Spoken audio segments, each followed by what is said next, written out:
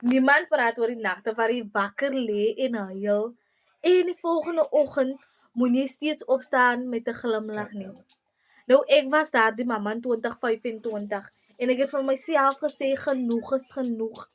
Ek moes net begin. Ek het nie begin omdat ek alles geweet het ek nie.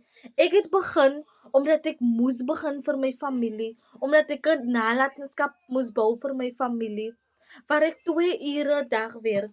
Dit is flexible. Ek kan 15 minute hier doen, 20 minute daar doen. Ek het geen risiko nie van ek het geen maandelikse uitgawes nie.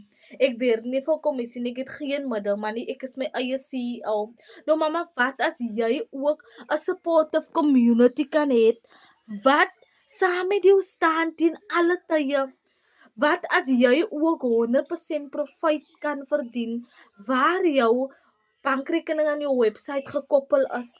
Waar jy geen middelman het nie. Skryf net vir my gratis in die comments as ek die gratis PDF saam met jou kan deel. Jy kan my direk kontak op my nommer. Baie dankie.